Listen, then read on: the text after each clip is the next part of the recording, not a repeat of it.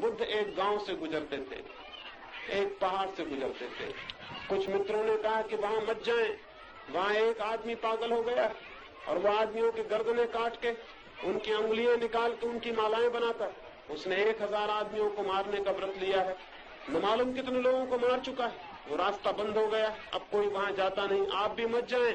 बुद्ध ने कहा वो बेचारा प्रतीक्षा करता होगा, कोई भी नहीं जाएगा तो बहुत निराश होगा, मुझे जाने दो। फिर मुझे मृत्यु का कोई भय भी नहीं है, क्योंकि अब मैं वहां पहुंच गया जहां मृत्यु नहीं होती, तो मैं जाता हूँ। नहीं माने वे चले गए उस रास्ते पर। वह आदमी, अंगुलीमाल नाम का आदमी, अपने फरसे पर धार रखता था, इस पहाड़ के पास बैठकर। उसने बुद्ध को आते देखा, वो हैरान हुआ, महीनों से कोई भी नहीं आता था उस रास्ते पर। शायद इस भिक्षु को कुछ पता नहीं है, नादान निर्दोष चुपचाप चला आता है। उसे दया आई, इस भोले से आदमी को देख के उसे भी दया आई।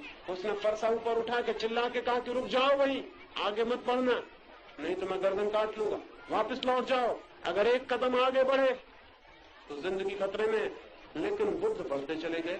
वो आदमी फिर चिल्लाया कि सुनते नहीं हो, बहरे हो, बुद्धि नहीं है, लौट जाओ, आगे मत बढ़ो, अन्यथा गर्दन कट जाएगी।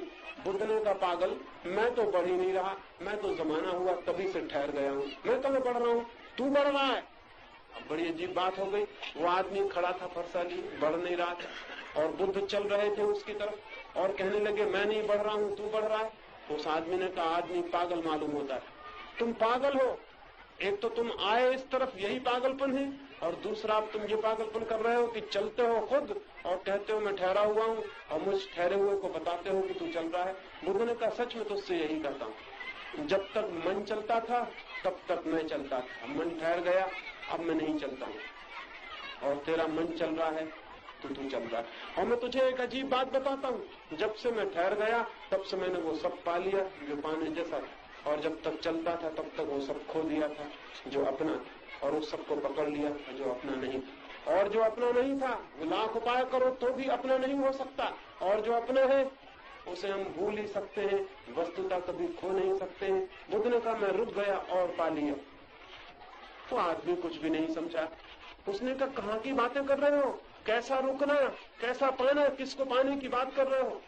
बुद्ध ने उस आदमी से कहा जब तक तू बाहर देखता रहेगा तुझे पता भी नहीं चलेगा कि भीतर भी कुछ पाने जैसा है, लेकिन वो पाने की तरकीब रुक जाना है, ठहर जाना है। लेकिन हम सोचते हैं कि धर्म के रास्ते पर भी कहीं जाना पड़ेगा, और इसलिए गुरु शोषण करता है। गुरु कहता है हम ले जा सकते हैं, हम पहुंचा देंगे, वहां जाने का नहीं है कहीं भी, वहां ठहर जाने का। बाहर से भीतर मुड़ाओ और भीतर कहीं मत जाओ, ठहर जाओ और वहां पहुंच जाओगे जहां परमात्मा है।